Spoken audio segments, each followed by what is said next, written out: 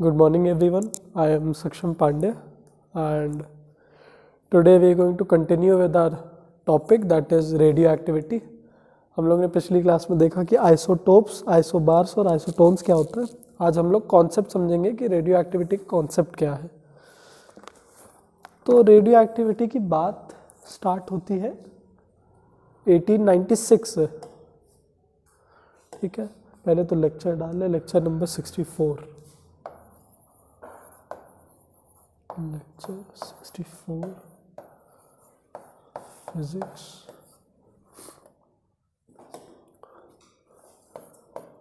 Topic that is radioactivity.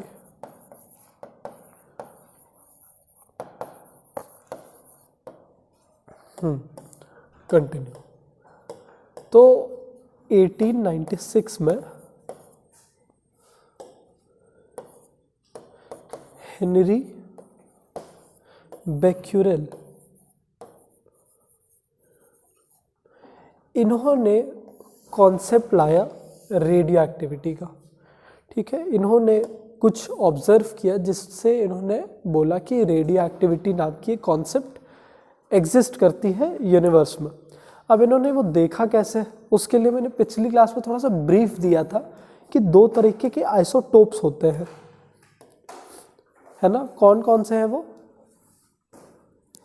बताइए. दो तरीके के आइसोटोप्स, एक होते हैं स्टेबल आइसोटोप्स, वाई स्टेबल. ऐसा क्या है जो इन्हें स्टेबल बना रहा है, बताओ यार, कुछ तो पढ़ के आए होगे, बताओ. स्टेबल आइसोटोप्स वो होते हैं जिसमें सारे मतलब जो लास्ट ऑक्टेट होता है वो भरा रहता है. नहीं, इलेक्ट्रॉन्स की तो बात यहाँ पे हो रही नहीं है. दूसरे होते हैं अनस्टेबल आइसोटोप्स, और इनमें क्या होता है, इनका ऑक्टेट नहीं कंप्लीट होता है. तो ये तो हमारे जो है स्टेबल एटम्स और अनस्टेबल एटम्स हो गए, आइसोटोप्स नहीं हुए. ये जो हमारा इलेक्ट्रॉन्स का कॉन्सेप्ट है वो तो केमिस्ट्री में चलता है, इसमें सिर्फ न्यूक्लियर हम लोग फिनोमेना समझेंगे. तो हर चीज़ न्यूक्लियस के अंदर होने वाली है. चलो ये हिंट लेके बताओ, न्यूक्लियस के अंदर किसी चीज़ से रिलेटेड है ये. यहीं पे कल उस दिन की क्लास ख़त्म ही हुई थी ये समझा के. चलो कोई बात नहीं, पढ़ के आ जाया करो भाई थोड़ा सा. स्टेबल आइसोटोप्स होता है जिसमें number of neutrons are equal to the number of protons.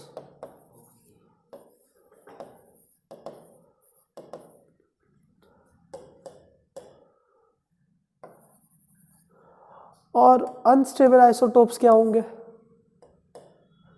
जिसमें number of neutrons is much greater than या फिर greater than the number of protons.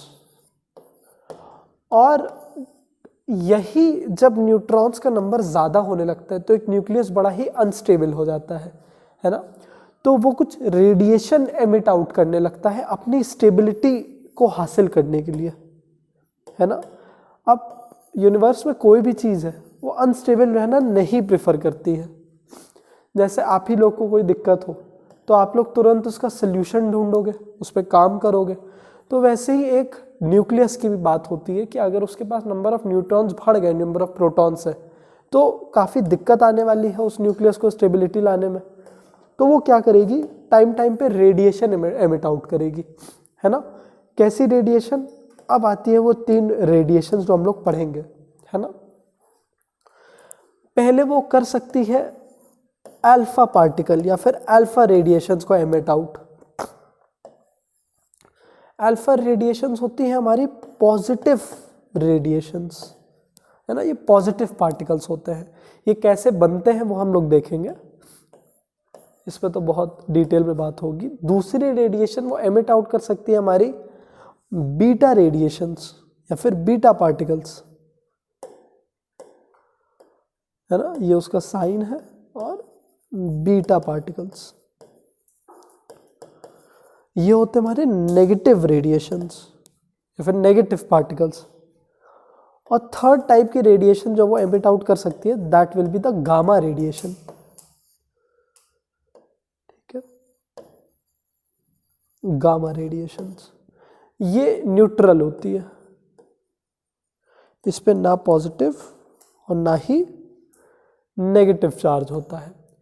तो ये 3 तरीके की रेडिएशन से एक न्यूक्लियस से एमिट आउट होंगी टू अचीव अ स्टेबिलिटी, है ना। तो रेडियो एक्टिविटी का कॉन्सेप्ट कहाँ से जागा, कहाँ हेनरी बेक्यूरेल ने देखा, अनस्टेबल आइसोटोप्स को उन्होंने पढ़ा। और असल में हुआ क्या था, अब ये तो बड़ा न्यूक्लियर फिनोमेना, इतना छोटा सा फिनोमेना कोई समझ नहीं सकता है ना। पूरे टाइम थोड़ी ना ये इलेक्ट्रॉनिक माइक्रोस्कोप, वैसे तब के टाइम पे तो इतना अंदर घुस भी नहीं पाते थे। ये हुआ क्या कि इन्होंने कुछ एलिमेंट रखे हमारे एक फोटोग्राफिक प्लेट पे। फोटोग्राफिक प्लेट क्या होती है, पहले के ज़माने में जो कैमरा नहीं होता जिसमें रोल लगती थी ब्लैक वाली, वो होती है फोटोग्राफिक प्लेट। उस पे कुछ एलिमेंट, हाँ फिल्म वाली, ठीक है, फोटोग्राफिक फिल्म बोल लीजिए उसको। तो और वो भी थोड़ा, अब हम लोग तो जब देखे तब तो हम लोग ने 2000s में देखा, इन्होंने 1896 में देखा, उससे भी 100 साल पहले, तो तब और अनडेवलप्ड थी, तो एकदम ही काली काली स्क्रीन होती थी। तो उस पर उन्होंने कुछ एलिमेंट्स रखे और कुछ दिन तक छोड़ दिया उसे, मतलब अनजाने में ये सब हुआ। मोस्टली सारी चीज़ें अनजाने में ही निकलती हैं, पता थोड़ी ना था।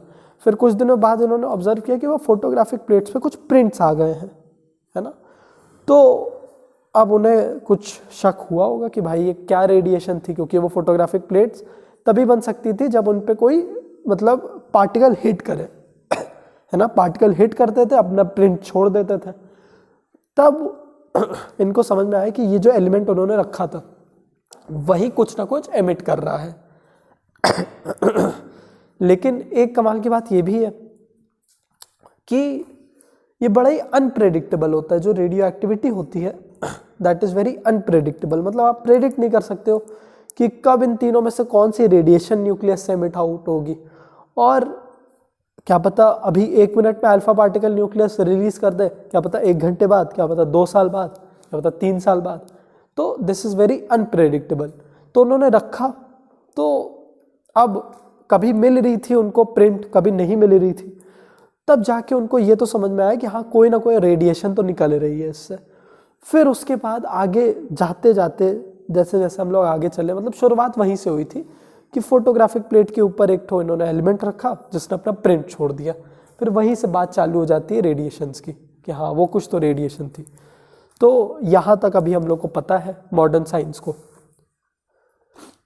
तो इतना नोट कर लीजिए, फिर आगे कहानी सुनाते हैं।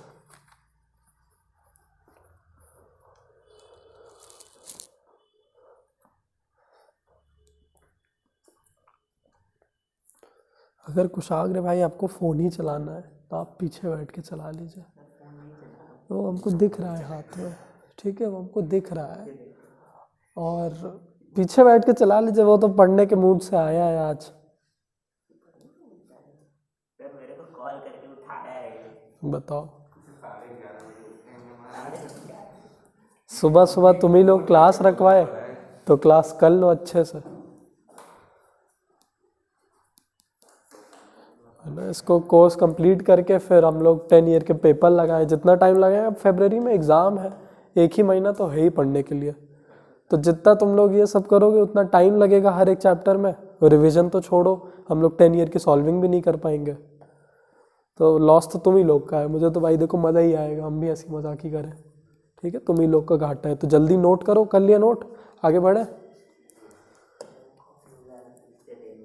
चलो, अब कौन से एलिमेंट्स हैं जिनके में ये नंबर ऑफ न्यूट्रॉन्स बड़े बढ़ जाएंगे। तो एलिमेंट्स जो हमारे पीरियोडिक टेबल में लेड के बाद है, मतलब basically elements having the atomic number Z greater than 82। तो 82 से ज़्यादा लेड के पास है, मतलब लेड के बाद के सारे जितने भी एलिमेंट्स हैं उनका एटॉमिक नंबर 82 से ज़्यादा है, ठीक है। तो ये एलिमेंट्स हमारे रेडियो एक्टिव एलिमेंट्स में आ जाते हैं, जिन भी एलिमेंट्स का हमारे पास एटॉमिक नंबर ग्रेटर दैन 82 है, ठीक है। फॉर एग्जाम्पल यूरेनियम हो गए, है ना। यूरेनियम का यूरेनियम के तो काफ़ी आइसोटोप्स भी है, ठीक है। अरे गुड मॉर्निंग भाई लोग, ठीक है। रेडियो एक्टिविटी पढ़ रहे हैं हम लोग, अच्छे टाइम पे आ गए। अभी मुश्किल क्लास स्टार्ट होने वाली थी, अभी तक ये हुआ है, कुछ रेडिएशन एमिट आउट हो गई है। हाँ, तो एलिमेंट्स जिनके एटॉमिक नंबर है ग्रेटर कितने से, 82 से, that are the radioactive elements, ठीक है। फिर तो ये जो रेडिएशन है that is basically the decay of an element. अब देखो, एक एलिमेंट बेचारा पहले से अनस्टेबल है, ठीक है। अब वो स्टेबिलिटी हासिल करने के लिए अपने आप को डीके कर रहा है, क्योंकि क्या कर रहा है वो अपने आप से रेडिएशन एमिट आउट कर रहा है। डीके मतलब डिकम्पोज, खत्म कर रहा है अपने आप को। वैसे ही अनस्टेबल है और जो बचा कुछ एलिमेंट है उसमें से भी वो निकाले पड़ा है। वैसे तो इसके पास कुछ कमी नहीं है न्यूट्रॉन्स और प्रोटॉन्स की, क्योंकि एटॉमिक नंबर वैसे ही इतना ज़्यादा है, ठीक है। तो काफ़ी इसके पास होते हैं और नंबर ऑफ न्यूट्रॉन्स तो बहुत ही ज़्यादा है। तो स्टेबिलिटी पाने के लिए नंबर ऑफ न्यूट्रॉन्स के साथ खिलवाड़ करेगा, उसी को कभी भी एमिट आउट कर देगा जब वो अनस्टेबल बहुत ज़्यादा होगा। पर वो क्या है, अनप्रेडिक्टेबल है, हम लोग नहीं प्रेडिक्ट कर सकते। तो ये जो रेट ऑफ डीके है ये तो अनप्रेडिक्टेबल है हमारे लिए भी, कि भाई एक एलिमेंट कब तक मतलब एमिशंस एमिट आउट करेगा और कब पूरी तरीके से डिकम्पोज हो जाएगा, है ना। तो इतना हमें पता है कि ये एक न्यूक्लियर फिनोमेना है, ये सब नहीं होने वाला एक शेल में, है ना। हम लोग एक चीज़ हमारे कंट्रोल में है जो कि बहुत प्रेडिक्टेबल है, हम लोग उसको कंट्रोल कर लेते हैं। जब बात शेल्स में आती है हम लोग शेल्स को कंट्रोल कर लेते हैं ना। जैसे अगर चलो अच्छा मैं कुछ बनाता हूँ, तुम लोग करना उसको ठीक है। ये तुम्हें कैसे पता चला? अभी तो कुछ मैंने किया भी नहीं।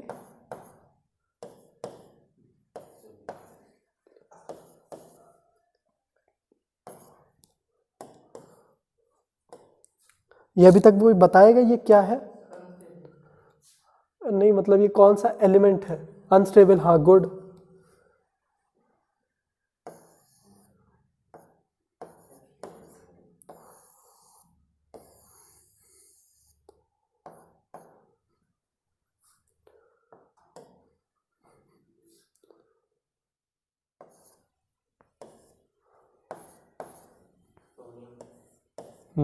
गुड, ये कैसे पता लगाया?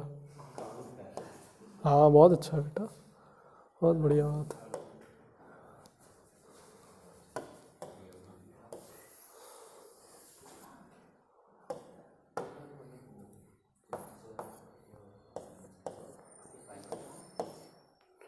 और ये क्या है? ध्यान से देखो,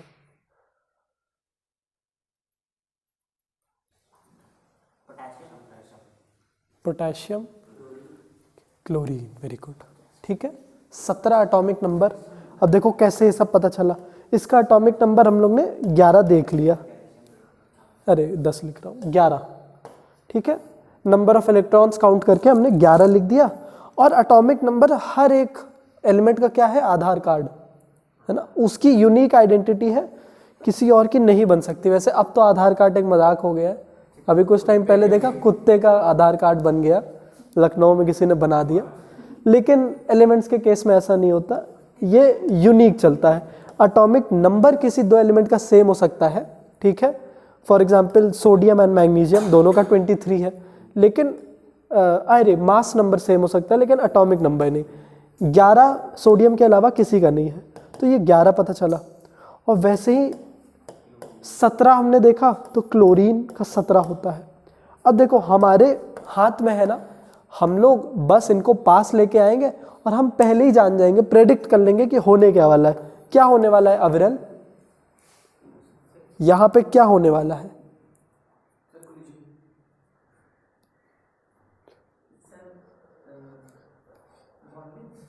बॉन्डिंग, लॉस, हाँ ऑक्टेट कंप्लीट होगी। कैसे होगी अविरल? हाँ बहुत बढ़िया, ठीक है। ये मेटल है और तो चार्ज तो लूज और गेन के बाद आएगा ना, तो इसने एक इलेक्ट्रॉन लूज किया। अब ये लूज करते ही सोडियम पे कैसा चार्ज आ गया, है ना, तो अब ये सोडियम एटम से बदल के क्या बन गया है, सोडियम आयन। Very good. और इसने जैसे ही गेन कर लिया इसका ऑक्टेट कंप्लीट, और कंप्लीट करते ही ये क्या हो गया, Cl एटम से बदल के Cl आयन बन गया, है ना। अब हाँ एनायन बता दीजिए उसे। ये शेल हट गई और ये दोनों कंप्लीट हो गए, तो स्टेबल हो गया ना। अब क्या बना है, NaCl हमें मिल गया। क्या है ये, कॉमन सॉल्ट। तो देखो बड़ा प्रेडिक्टेबल था ना ये। तो जो भी चीज़ बाहर होगी इस न्यूक्लियस के वो प्रेडिक्टेबल है, लेकिन अगर मैं बात करूं इस शेल के, इस न्यूक्लियस के अंदर, तो वो एक न्यूक्लियर फिनोमेना हो जाता है और वो हमारे लिए अनप्रेडिक्टेबल है। ठीक है, अगर हम लोग एक यूरेनियम का न्यूक्लियस ले लेते हैं तो उसके अंदर क्या होने वाला है हमें नहीं पता। ठीक है, अगर ये यूरेनियम का न्यूक्लियस है तो ये अनस्टेबल आइसोटोप में आता है। ठीक है, क्योंकि इसका नंबर ऑफ न्यूट्रॉन्स बहुत ज़्यादा है नंबर ऑफ प्रोटॉन से, है ना।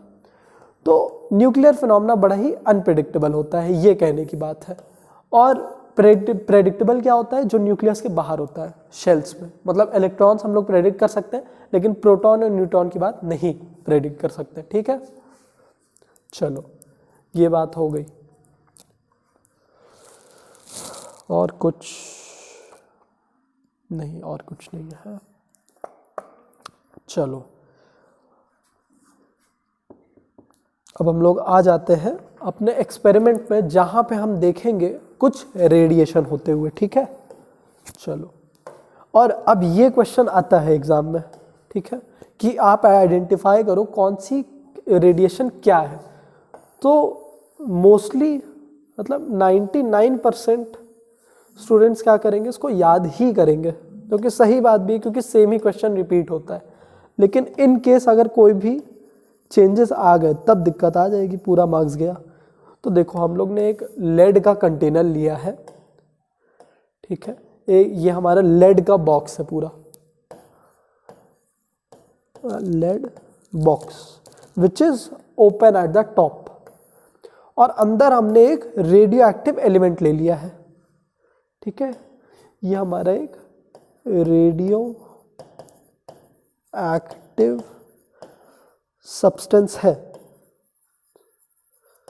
अच्छा, आप कैसे डिफाइन करोगे एक रेडियो एक्टिव सब्सटेंस को, जो कि रेडिएशन एमिट करे? सिंपली, है ना, रेडिएशंस में और एलैबोरेट करना हो तो अल्फा और गामा, ये तीन रेडिएशन जो एमिट आउट करेगी वो एक रेडियो एक्टिव सब्सटेंस है। और रीजन क्या होता है कि ये विलन बन गया है? Every hero has a story behind becoming a villain. तो इसका क्या रीजन है, बताओ, इसके साथ क्या इतना दर्दनाक हो गया कि ये अब अपने आप से ये रेडियो एक्टिव एमिशन कर रहा है, रेडिएशंस निकालना। और ये हम लोग के लिए बड़ी खतरनाक है वैसे, है ना। हम लोग, ये लिविंग सेल्स को खुद डैमेज करती हैं, कैंसर हो सकता है। और जहाँ पे, हाँ नहीं, हम रेडियो एक्टिव से नहीं, वो एक्स रेज ही होते हैं, वो भी हमारी इलेक्ट्रोमैग्नेटिक वेव्स होती है वो। खैर, जो इलाकों में होता है न्यूक्लियर रिएक्टर, जहाँ पे होता है ना, वहाँ पे अगर कोई लीकेज हो गया, है ना, मतलब पूरे न्यूक्लियर पावर प्लांट में कोई लीकेज हो गया, तो वहाँ से अगर रेडिएशंस निकलने लग गई तो पूरा इलाके को खाली किया जाता है ना। इसलिए बहुत दूर किसी, मतलब आउटस्कर्ट्स में सिटी के ये न्यूक्लियर पावर प्लांट लगाए जाते हैं। ज़रूरी भी बहुत है ये, लेकिन हार्मफुल भी उतना ही है। वही है, मोर रिस्क मोर रिवॉर्ड। लेकिन जैसे सबसे बड़ा इसका एग्जाम्पल क्या है, कोई बताएगा अभी तक सबसे बड़ा known example? Bhopal gas tragedy तो अलग चली थी, वो तो गैस की ट्रेजेडी है, न्यूक्लियर रेडिएशन के लिए किसी बम से रिलेटेड है, जो कि हिरोशिमा नागासाकी, वहाँ पे एक न्यूक्लियर बॉम्ब गिराया गया था। अब सोचो उसका असर आज तक है, और वहाँ के लोगों को देखो। अब बताओ वो हुआ क्या था? हुआ क्या था, नीचे आते ही बस हमारा एक न्यूक्लियर रिएक्शन हुआ था। अब सोचो एक न्यूक्लियस के फटने में कितनी ज़्यादा एनर्जी एमिट आउट होती है ना। और एक ही न्यूक्लियस को खोलना सफिशिएंट है पूरे सिटी को ले जाने के लिए, है ना। कुछ एलिमेंट्स का न्यूक्लियस खोलना कंपैरेटिवली इजी है। किनका इजी है? जिनका नंबर ऑफ न्यूट्रॉन्स बहुत हाई है नंबर ऑफ प्रोटॉन से, लेकिन जिनका नंबर ऑफ न्यूट्रॉन बराबर है नंबर ऑफ प्रोटॉन के, उनको खोलना बहुत मुश्किल है, जैसे कि हाइड्रोजन। और वो कौन खोल पाता है? वो कहाँ खुलता है? ऑक्सीजन की प्रेजेंस। नहीं, मतलब हम लोग नहीं खोल सकते, अर्थ पे नहीं खुलता है ये।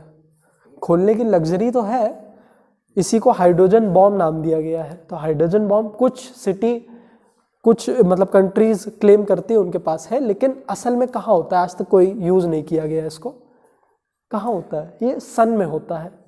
तो ये जो सन में इतनी एनॉर्मस एनर्जी निकल रही है, वहाँ पे मल्टीपल मतलब सेवरल हाइड्रोजन का न्यूक्लियस ही टूट रहा है और इतनी एनर्जी रिलीज हो रही है कि वहाँ से यहाँ तक हीट आ रही है, लाइट आ रही है। और बस एक हाइड्रोजन टूट रहा है तो दूसरा हाइड्रोजन जो आसपास है वो भी टूट जा रहा है, और टूट के क्या बन जा रहा है? हीलियम ना। हाइड्रोजन जब टूटता है, उसका न्यूक्लियस टूटता है, वो हीलियम बन जाता है। ठीक है, तो इसीलिए बहुत ज़्यादा ये मतलब एनॉर्मस एनर्जी रिलीज करने वाला फिनोमेना है और डेंजरस भी बहुत है। तो हमारा क्वेश्चन कहाँ से स्टार्ट हुआ था? रीज़न क्या है इसके पीछे का, इसके विलन बनने का? बताइए, स्टार्ट ही वहीं से हुआ था लेक्चर। हाँ, ये है इसका रीज़न, अनस्टेबल आइसोटोप्स। जब नंबर ऑफ न्यूट्रॉन्स हाई हो जाते हैं नंबर ऑफ प्रोटॉन से, ये क्वेश्चन आता ही आता है कि जैसे हम दो एलिमेंट्स या फिर मल्टीपल चॉइस में दिया कि एक में नंबर ऑफ इलेक्ट्रॉन्स हाई है, नंबर ऑफ प्रोटॉन्स है, उससे फ़र्क ही नहीं पड़ता, न्यूक्लियस के अंदर तो बात आई नहीं। नंबर ऑफ न्यूट्रॉन बराबर है नंबर ऑफ प्रोटॉन के, नहीं कोई radiation. Number of electron high है नंबर ऑफ न्यूट्रॉन से, कोई रेडिएशन नहीं। नंबर ऑफ न्यूट्रॉन हाई है नंबर ऑफ प्रोटॉन से, तब रेडिएशन निकलेंगी, है ना। तो ये कॉन्सेप्ट एकदम क्लियर होना चाहिए दिमाग में। ठीक है, तो ये एक रेडियो एक्टिव सब्सटेंस है। क्यों? क्योंकि इसका नंबर ऑफ न्यूट्रॉन हाई होगा नंबर ऑफ प्रोटॉन से। अब कितना है वो हमें नहीं पता, और ना ही हमें ये एलिमेंट पता है कि कौन सा है, इतना पता है रेडियो एक्टिव एलिमेंट है। ठीक है, अब इस सेटअप को हम लोग डाल देते हैं एक मैग्नेटिक फील्ड में। और कैसी मैग्नेटिक फील्ड? अगर मैं ऐसी मैग्नेटिक फील्ड बनाता हूं तो इसका मतलब क्या होता है? क्या ये मैग्नेटिक फील्ड इनवर्ड्स है कि आउटवर्ड्स है? बताइए, क्या ये क्रॉस बनाने का मतलब ये मैग्नेटिक फील्ड इनवर्ड्स है कि आउटवर्ड्स है? इनवर्ड्स है। किसको किसको लग रहा है इनवर्ड्स, किसको आउटवर्ड्स? इनवर्ड्स, आउटवर्ड, आउटवर्ड, तुम दोनों बताओ भाई। इनवर्ड, चलो इनवर्ड वाले सही हो। ठीक है, अच्छा देखो, इसको याद करने का तरीका क्या होता है कि तुम लोग इमेजिन करो एक एरो को। ठीक है, एरो क्या? जो तीर होती है ना, तीर। तो तीर अगर तुम्हारी तरफ आ रही है तो तुम्हें क्या दिखने वाला है? उसका एक पॉइंट, छोटा सा पॉइंट। तो जब भी मैग्नेटिक वेव्स या फिर मैग्नेटिक फील्ड बाहर की तरफ, मतलब कॉपी, अब ये तो 2D प्लेन है तो इससे बाहर की तरफ दिखानी होगी, तो हम लोग एक पॉइंट बना देते हैं, डॉट, कि आपकी तरफ निकल के आ रहा एरो। और अगर अंदर दिखानी होती कि अंदर घुस रही है तो हम लोग एरो दिखा देते। क्यों? क्योंकि जब एरो आपसे दूर जाएगी तो उसके पीछे फेदर का ऐसे क्रॉस होता है ना, तो आपको ये दिखने वाला है। तो ये एरो, ये लॉजिक कहाँ से? एरो से आता है, एरो का लॉजिक है ये।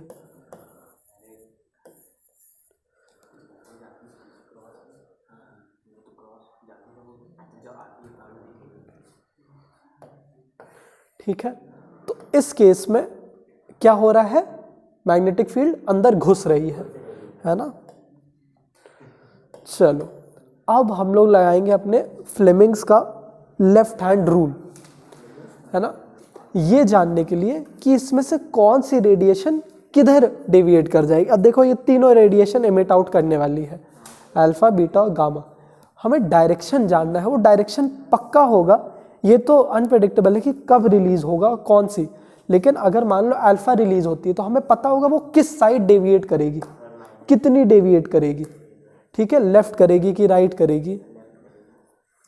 अब ये लेफ्ट क्यों करेगी, उसी को जानने के लिए फ्लेमिंग का, अब देखो यही 3 चीज़ों को याद कर लिया जाता है कि देखो ये लेफ्ट करेगी, बीटा राइट करेगी, गामा स्ट्रेट जाएगी, ठीक है। लेकिन इसके पीछे का लॉजिक क्या है, फ्लेमिंग का लेफ्ट हैंड रूल है ना। फ्लेमिंग का लेफ्ट हैंड रूल क्या कहता है, आप लोग का कौन कौन से फिंगर क्या है, FBI, वेरी गुड। तो हमें फोर्स की ही डायरेक्शन जाननी है। देखो हमें B पता चल गया है, B अंदर है, और I क्या बताता है, करंट है ना। और करंट क्या है, करंट हमें क्या बताता है, जैसे करंट की डायरेक्शन जानते ही हमें क्या पता चलता है, बताओ, what, flow of charge, which charge, हाँ वेरी गुड, कुछ तो बात है बेटा तुम में। चार्ज, वो भी पॉजिटिव का डायरेक्शन तुम्हें पता चल जाता है।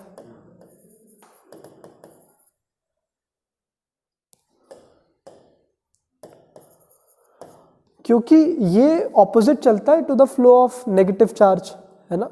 तो आई का हमें पॉजिटिव चार्ज पता चलता है, और हमें ये पता है कि अल्फा जो पार्टिकल है वो पॉजिटिव पार्टिकल है, तो आई बेसिकली पॉजिटिव पार्टिकल्स ही है। तो आई हमारी निकली इसमें से है ना। तो ये बी आई, ये आई।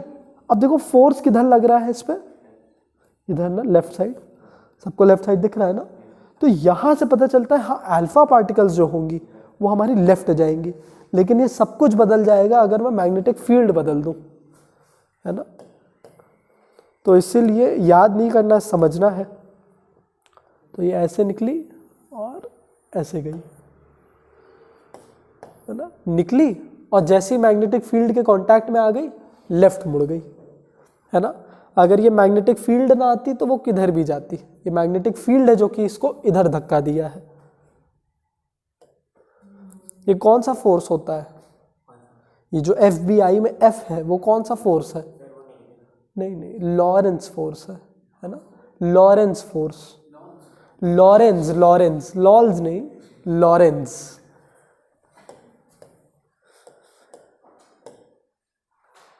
तो ये अल्फा पार्टिकल की डायरेक्शन हमें पता चल गई।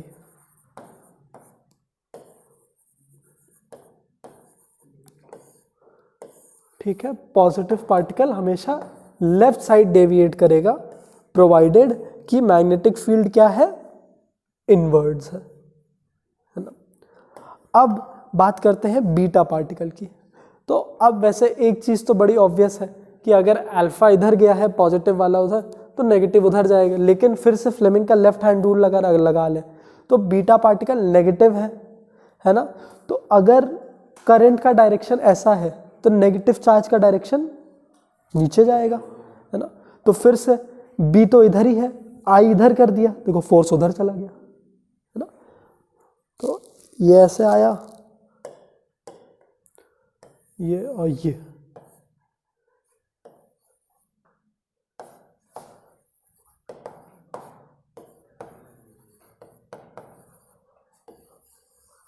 तो ये नेगेटिव का भी समझ में आ गया। और तीसरी अब क्या बची, गामा रेडिएशंस। गामा रेडिएशन पे जब कोई चार्ज ही नहीं है तो उसको कोई डेविएट कर ही नहीं पाएगा। गामा रेडिएशन बड़ी स्पिरिचुअल रेडिएशन, इनको कोई फर्क नहीं पड़ता है, ठीक है, संत है एकदम रेडिएशन। ना इसको कुछ अच्छा बोलो तो इसको अच्छा लगता है, ना इसको कुछ बुरा बोलो तो इसको बुरा लगता है। ये हर सिचुएशन में क्या रहता है, स्टेबल रहता है और न्यूट्रल रहता है। तो गामा रेडिएशन सीधे निकल जाएंगी, किधर भी नहीं मुड़ेंगी। या फिर उसको ऐसे तुम लोग वाले एग्जाम्पल समझ सकते हैं, नहीं समझना। ये 2 बच्चे कोचिंग के लिए निकले, मुड़ गए किसी स्कूल की तरफ, वो 2 बच्चे कोचिंग के लिए निकले, मुड़ गए किसी तरफ, वो बच्चा सीधे कोचिंग आया है। वैसे तुम लोग ये वाले हो बीटा पार्टिकल, क्योंकि तुम लोग जल्दी आ गए, ये लोग बहुत लेट में आए, क्योंकि ये लोग पूरा ऐसे घूम के आए और वो सबसे पहले आया था, ठीक है। तुम कर रहे थे, लेकिन तुमसे भी पहले वो आया था, वो गामा, तुम लोग बीटा, तुम लोग अल्फा। नहीं, इसकी स्कूटी खड़ी थी, ऑफिस में बैठा था, रिवाइज कर रहा था। चलो, तो ये सब क्लियर हुआ है ना। तो अगर तुम लोगों को नहीं समझना, अगर तुम लोग उतने ही ढीठों को नहीं समझेंगे सर, समझना ही है, तो याद कर लेना कि अगर इनवर्ड वाला है, ठीक है, तभी ये लेफ्ट राइट और सीधे जाएगा। अगर हम लोग बदल दें क्वेश्चन और बस मैग्नेटिक फील्ड को आउटवर्ड कर दें, तब क्या हो जाएगा? सब कुछ ऑपोजिट हो जाएगा ना। मतलब अल्फा इधर, हाँ, गामा नहीं बदलेगा, गामा तो वो नहीं बदलेगा। तुम लोग अपना स्कूल बदल दोगे जाना, वो नहीं बदलेगा। जो ये बीटा है, ये क्या बोलते हैं, हमेशा राइट ही होगा। हाँ, अगर मैग्नेटिक फील्ड अंदर घुस रही है।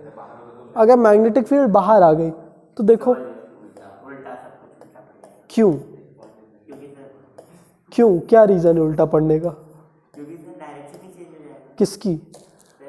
सारे पार्टिकल्स। मैग्नेटिक फील्ड की। इस पे अब फ्लेमिंग का लेफ्ट हैंड रूल लगाओ। तो अब देखो, मैग्नेटिक फील्ड बाहर आ रही है, अल्फा पार्टिकल ऊपर जा रहा है, तो फोर्स उधर लगा, तो अल्फा उधर मुड़ा। फिर बीटा के लिए हमारा ये बाहर आया, ये नीचे लगा, फोर्स इधर लगा। तो सर अगर जैसे कि ये पॉइंट वाला हो गया, तो बीटा भी नेगेटिव ही रहेगा ना। हाँ हाँ, वो रेडिएशन थोड़ी ना बदलने वाली, उनकी डायरेक्शन बदलेगी कि किधर डेविएट करेंगी। और ये कोई चाहे उसको सीधा कर सकते हो हर केस में। अब देखो, ये क्वेश्चन आता है हमारे एग्जाम में, हमें डायग्राम दे सकता है वो। अब क्योंकि बुक में सिर्फ क्रॉस वाला है, मतलब मैग्नेटिक फील्ड अंदर घुसते हुए, तो वही आता है। लेकिन अगर एग्जामिनर का मन किया, जो पेपर सेट कर रहा है, तो वो अलग मैग्नेटिक फील्ड भी दे सकता है। तो देखो यहाँ पे क्वेश्चन नंबर 12 में ये एग्जाम्पल दिया है ना क्वेश्चन, ऐसे क्वेश्चंस आते हैं। देख लो, पीछे पलटो पेज, क्वेश्चन जाओ तुम लोग तो बेटा। हाँ देखो, आ गया ना। अब वो पूछ रहा है ए बी सी कौन सी पार्टिकल्स हैं। पता नहीं, अभी भी नहीं पता। बी कौन सी पार्टिकल है? फिर बी अल्फा है, पर बी तो बीटा होती है। लेकिन सर अल्फा है। चलो ठीक है। हाँ अविरल, क्या पूछ रहे हैं आप? एलिमेंट के बदलने से कोई फर्क नहीं आएगा, एलिमेंट बताया ही नहीं गया कौन सा है। रेडिएशंस यही रहेंगी। क्रॉस बना दे वरना। तो यहाँ पे सबसे ज़्यादा फर्क लाएगा मैग्नेटिक फील्ड, बाकी कंट्रोल सेटअप सेम ही रहेगा, है ना। तो ये क्लियर हुआ सबको? चलो, अब यही एक्टिविटी रिपीट करते हैं। अभी तो मैग्नेटिक फील्ड में की है, अब एक इलेक्ट्रिक फील्ड में करते हैं। तो इलेक्ट्रिक फील्ड में क्या होगा, दो इलेक्ट्रोड्स हम लोग रख देंगे, और इलेक्ट्रिक फील्ड जानना बड़ा ही आसान होता है। तो फिर से लेड का बॉक्स लिया, रेडियो एक्टिव सब्सटेंस रखा, और एक साइड रख दिया पॉजिटिव इलेक्ट्रोड, और एक साइड रख दिया नेगेटिव इलेक्ट्रोड। अब हमें पता है, अच्छा सबसे पहला काम कर दो, गामा रेडिएशन सीधे निकाल दो, इसको नहीं फर्क पड़ने वाला, अभी भी नहीं मुड़ने वाला ये, ठीक है। लेकिन पॉजिटिव की तरफ कौन मुड़ेगा? नहीं, कौन से चार्जेस अट्रैक्ट करते हैं? Opposite charges attract, same charges repel. तो इसकी तरफ कौन मुड़ा? बीटा पार्टिकल मुड़े, ठीक है, बीटा पार्टिकल मुड़ गए। तो ये पता चल गया कि बीटा लेफ्ट में जाएगा इस केस में, और नेगेटिव की तरफ कौन जाएगा? अल्फा जाएगा। तो ये ऐसा गया। गामा हमेशा सीधा रहेगा, गामा बहुत सीधा है, ठीक है। अब इस क्वेश्चन में भी अगर मैं प्लेट को इधर उधर कर दूं तो क्वेश्चन बदल जाएगा। तो कॉन्सेप्ट के हिसाब से चलो, याद करके मत जाना। 14 क्वेश्चन समझा रहे क्या? हाँ, क्वेश्चन नहीं, ये तो हम लोग थ्योरी पढ़ रहे हैं, लेकिन क्वेश्चन में भी देखो सेम ही आ रहा है, ठीक है। तो क्वेश्चन बहुत बदल बदल के दे सकता है, तो तुम लोग दिमाग से करना।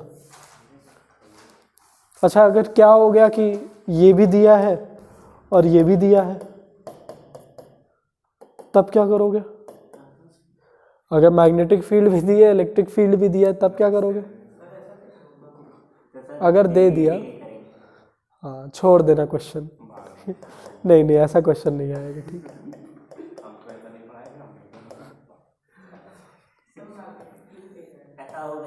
नहीं, मैग्नेटिक फील्ड हो सकती है या तो इलेक्ट्रिक फील्ड होगा।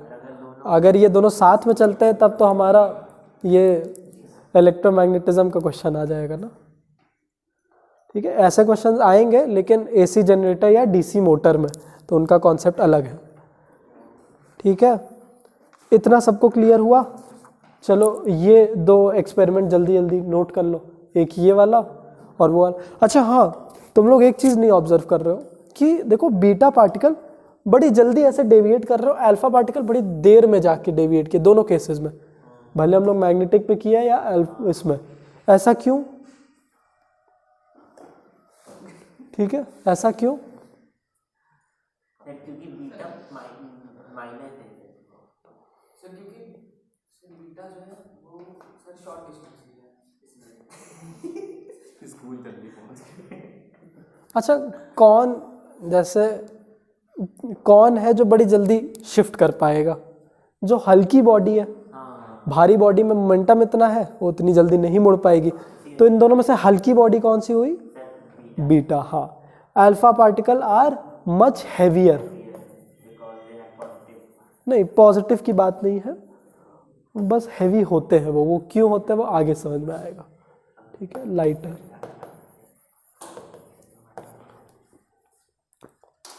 ये भी जो है रीजन में पूछता है कि क्यों अल्फा पार्टिकल इतना डेविएट किया और क्यों बीटा पार्टिकल तुरंत डेविएट कर गए, ठीक है। तो मास की बात है, क्योंकि अल्फा पार्टिकल में ज़्यादा मास होता है। चलो ये बात हो गई।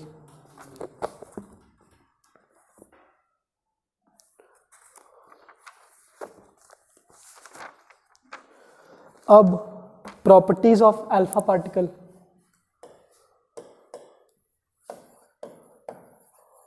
प्रॉपर्टीज ऑफ अल्फा पार्टिकल्स, ये होते क्या है? बस जो हीलियम एटम होता है उसी को डबली आयोनाइज कर दो, क्योंकि एक हीलियम एटम क्या होता है? ये He2 and 2, मतलब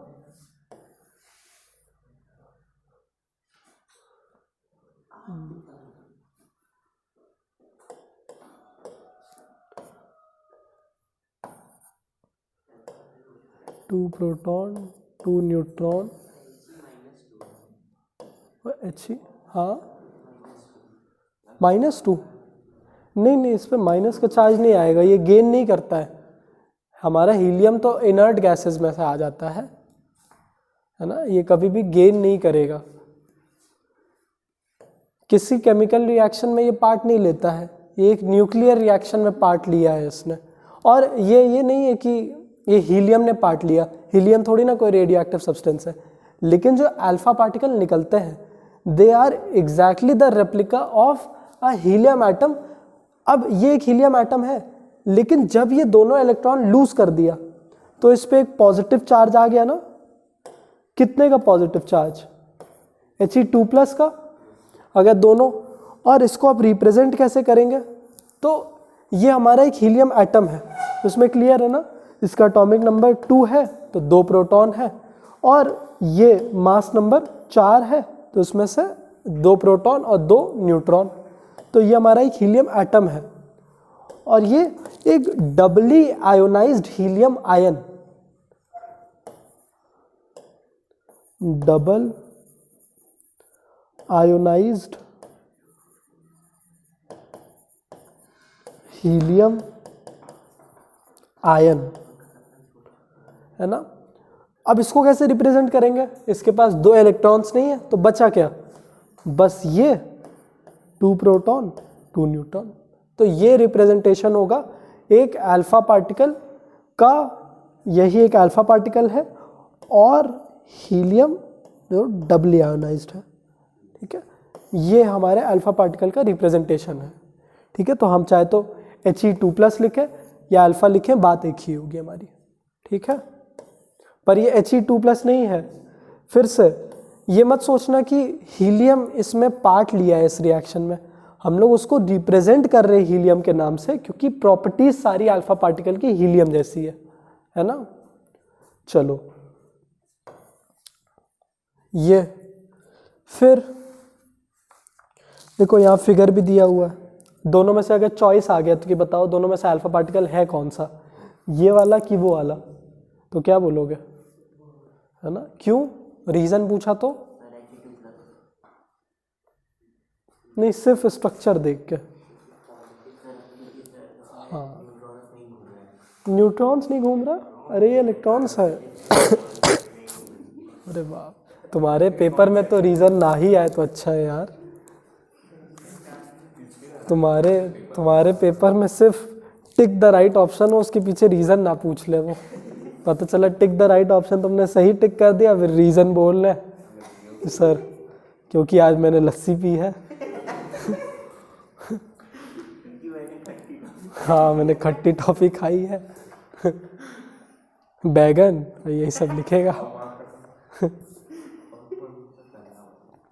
चलो, और जो अल्फा पार्टिकल का मास है वो 4 गुना है एक प्रोटॉन के मास का, ठीक है। तो जो इसका मास चलेगा, mass of alpha particle that is 4 times the mass of a proton, ठीक है, 4 टाइम्स मास ऑफ प्रोटॉन, ये है। ये सब तुम्हें याद करना पड़ेगा। स्पीड ऑफ अल्फा पार्टिकल है 10⁷ मीटर पर सेकेंड। अल्फा पार्टिकल बहुत जल्दी आयोनाइज कर लेता है, ये बहुत इंपॉर्टेंट पॉइंट है। इसको वापस से बता दो दोनों में डिफरेंस। किन दोनों में डिफरेंस? एक सेकंड बेटा, ये हमारे ये क्या बोला है ना, बीटा पार्टिकल। देखो बेटा, ये एक हीलियम एटम है, क्योंकि देखो इसका सब कुछ स्टेबल है, 2 प्रोटॉन है, 2 न्यूट्रॉन है, 2 इलेक्ट्रॉन है, ये बहुत स्टेबल है, ठीक है। लेकिन जब ये दोनों इलेक्ट्रॉन लूज कर दे, जो कि होता नहीं है, इनर्ट गैसेस कभी लूज नहीं करती है, ना लूज ना गेन, क्योंकि देखो इनर्ट गैसेस की यही तो खासियत है, उनका देखो ड्यूप्लेट कंप्लीट है और इतना स्ट्रॉन्ग इलेक्ट्रोस्टैटिक फोर्स है कि कोई इनमें से छीन नहीं ले जा सकता, तो क्यों ही रिएक्ट करेंगे किसी से। लेकिन अल्फा पार्टिकल क्या होते हैं, जब हीलियम आयन से 2 इलेक्ट्रॉन खींच लिए जाए, ठीक है, तो वो बन जाता है सिर्फ उसका न्यूक्लियस हीलियम आयन का, जिसमें हमारा प्रोटॉन है 2 और 2 न्यूट्रॉन है। अब इसी में यही हमारी रेडिएशन दिखाई जाती है, ठीक है। अब जो तीसरा पॉइंट अभी रिपीट हुआ कि बड़ी जल्दी आयोनाइज कर देती है चीज़ों को, तो बात कितनी क्लियर है देखो। अब क्योंकि ये 2 इलेक्ट्रॉन्स तो लूज कर दी है, अब ये किसी भी गैस से गुजरेगी तो ये बस क्या चाहेगी, मुझे कहीं से 2 इलेक्ट्रॉन मिल जाए, फिर से अपना ड्यूप्लेट कंप्लीट करना चाहेगी ना स्टेबल होने के लिए, तो इसीलिए आयोनाइज बड़ी जल्दी कर देगी, किसी भी गैस में जाएगी तुरंत 2 इलेक्ट्रॉन कहीं से खींच लेगी, है ना। तो इसीलिए थर्ड पॉइंट आता है कि alpha particles ionize very quickly, है ना। तो ये भी क्लियर हुआ। आप क्या पूछ रहे थे भाई अनिकेत भाई? स्पीड 10⁷ मीटर पर सेकेंड, लेकिन वो डिपेंड करेगा, है ना, किस एलिमेंट में से कौन सी अल्फा पार्टिकल रेडिएट हुई है उस पर डिपेंड करेगा। जो आयोनाइजिंग पावर है अल्फा पार्टिकल की वो 100 गुना है बीटा पार्टिकल के आयोनाइजिंग पावर से, और 10,000 गुना है गामा पार्टिकल के आयोनाइजिंग पावर से, ठीक है। तो आयोनाइज बहुत जल्दी करेगी। नोबल गैसेस 8 है ना, 18th ब्लॉक में नोबल गैसेस हमारी 18th पीरियड में,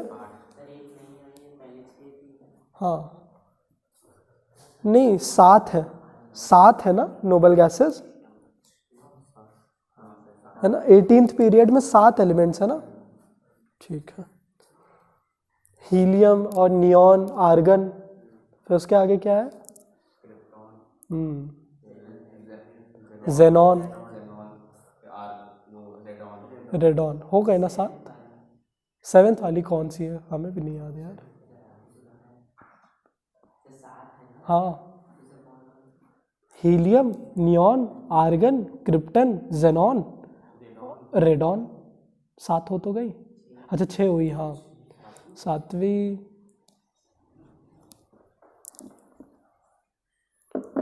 को यार पीरियोडिक टेबल खोलना।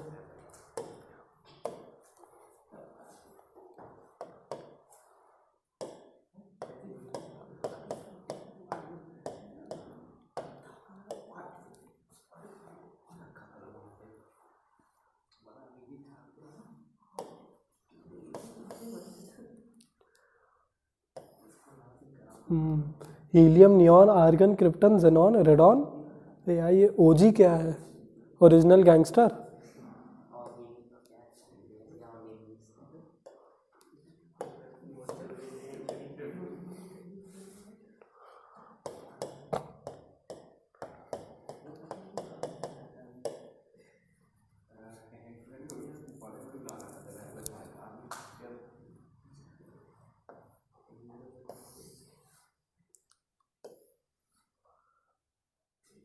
ऑर्गेनिसन, ये है ऑर्गेनिसन। इसीलिए मैं केमिस्ट्री नहीं पढ़ाता हूँ, ठीक है। प्रक्षत एक दिन कह रहा था कि सर आप केमिस्ट्री भी क्यों नहीं पढ़ाते, यही रीज़न है। नहीं 8th, ठीक है। चलो, तो ये बात हुई। फिर अल्फा पार्टिकल की दिक्कत क्या है कि ये बड़ी जल्दी अपनी एनर्जी डिसिपेट करते हैं, मतलब अपनी एनर्जी देते हुए जाते हैं। इसीलिए इनकी जो पेनिट्रेटिंग पावर है, मतलब किसी चीज़ में से पेनिट्रेट करके निकलना, वो बड़ी कम है। सिर्फ 3 से 8 सेंटीमीटर एयर में ये पेनिट्रेट कर पाते हैं, ठीक है। क्योंकि बड़ी जल्दी एनर्जी निकले, सारी एनर्जी दे डाले और तुरंत पेनिट्रेट ही नहीं करा। इमेंस डैमेज, बहुत ज़्यादा डैमेज। इमेंस मतलब होता है बहुत ज़्यादा, ठीक है। फिर अल्फा पार्टिकल है पॉजिटिवली चार्ज्ड, इसीलिए वो इलेक्ट्रिक फील्ड में पॉजिटिव इलेक्ट्रोड की तरफ जाते हैं, मैग्नेटिक फील्ड में FBI की वजह से वो लेफ्ट तरफ डेविएट कर जाते हैं। फिर alpha particle affect a photographic plate, photographic plate को अफेक्ट करेंगे। फ्लोरोसेंट होते हैं ये, है ना। फ्लोरोसेंट मतलब ग्लो करते हैं, जैसे हमारा वो नहीं होता है जो घड़ियों में होता है, ग्रीन ग्रीन ग्लो करता है लाइट में, है ना, रेडियम बोलते हैं, वैसे ही फ्लोरोसेंट वही होता है। तो ये जब भी किसी जो है मटेरियल को मतलब फ्लोरोसेंट मटेरियल को स्ट्राइक करते हैं तो फ्लोरोसेंस आता है, चमक आती है। फिर इनके पास बहुत ज़्यादा काइनेटिक एनर्जी और मोमेंटम होता है। क्यों? क्योंकि मास बहुत ज़्यादा है। मोमेंटम का फॉर्मूला ma कि mv, mv ना, मास इनटू वेलोसिटी। तो क्योंकि मास इतना ज़्यादा है तो मोमेंटम बहुत ज़्यादा है, ठीक है। फिर alpha particle destroy the living cells, also cause biological damage, ठीक है। पॉजिटिव सिर्फ नाम के हैं, लिविंग सेल को मार देते हैं ये, और बायोलॉजिकल डैमेज मतलब खूब डैमेज करेंगे हम लोग को। हाँ, इन कंपैरिजन टू इन सबके में, ठीक है। चले मत जाना अल्फा पार्टिकल की खोज में, बहुत कम करता है। कंपैरिजन बता रहा है वो तीनों का, बड़ी खतरनाक चीज़ें होती हैं ये सब, कभी मिले ना तुम्हें। क्योंकि अंदर जो डैमेज करेगी, इनमें इतनी पावर होती है तुम्हारा पूरे डीएनए का स्ट्रक्चर बदल सकती है ये। डीएनए का स्ट्रक्चर क्या होता है मतलब, बायोलॉजी में जब एकदम शुरू किए थे हम लोग बायोलॉजी पढ़ना, डबल हेलिक्स स्ट्रक्चर ना, ये याद करना। तो ये डबल हेलिक्स स्ट्रक्चर में हमारी शुगर की मॉलिक्यूल्स जुड़े हुए थे ना, कौन सी 4 शुगर के, AACGT, एडेनाइन। हाँ, तो ये हमारा फिक्स है ना कि A इससे जुड़ेगा, ये सबका फिक्स है कि ये लोग चेंज कर देते हैं, तोड़ देते हैं वो शुगर का बॉन्ड और अलग अलग को जोड़ देते हैं। मतलब A पहले अगर हमारा C से जुड़ा हुआ है तो A को जोड़ देंगे T से, C को जोड़ देंगे G से। इसीलिए निकल के आता है म्यूटेशन का कॉन्सेप्ट। म्यूटेशन सुने होगे ना।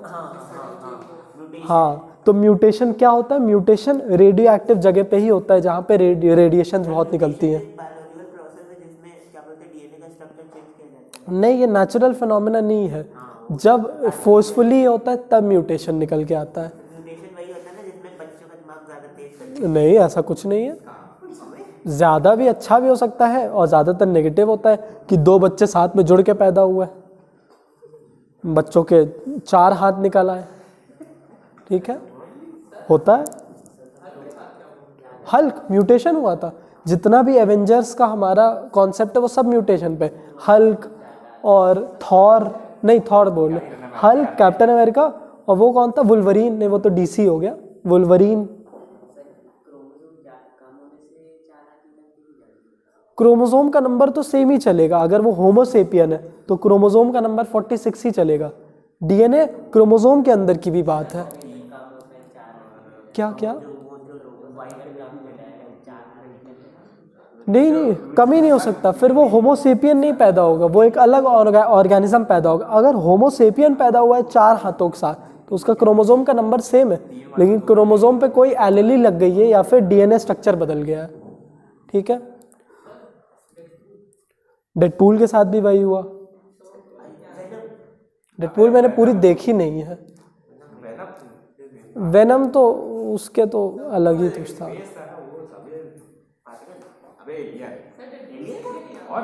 पूरी नहीं देखे, पूरी नहीं देखे, देख लेंगे भाई। ठीक है, तो म्यूटेशन यही होता है। ठीक है, बेंटन के साथ म्यूटेशन होता था, उसकी ऑमनेट्रिक्स म्यूटेशन ही करती थी, तो हम लोग देखते थे ना, जब वो दबाता था तो ग्रीन ग्रीन सेल्स मल्टीप्लाई करती थी, वही होता है कैंसर में। चलो, फिर properties of beta particle. Beta particle हमारी नेगेटिवली मूविंग पार्टिकल होती है। ये होती है जब हमारी न्यूट्रॉन एक प्रोटॉन में बदल जाए, तब जो इलेक्ट्रॉन्स का एमिशन होता है वही हमारी बीटा पार्टिकल होती है। ठीक है, फिर मतलब इसका रिप्रेजेंटेशन कैसे होता है?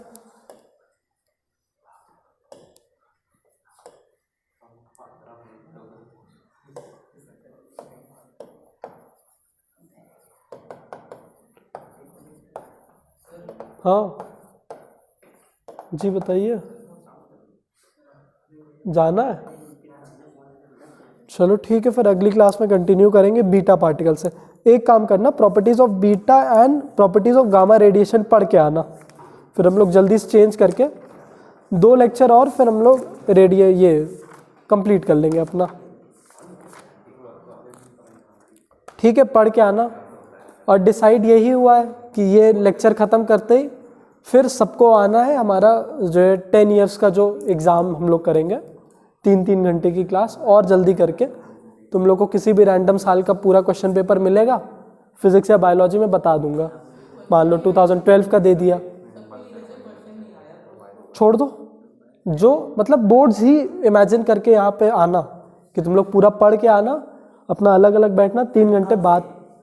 15 जनवरी डिसाइड हुआ है। 15 जनवरी से आप एग्जाम जो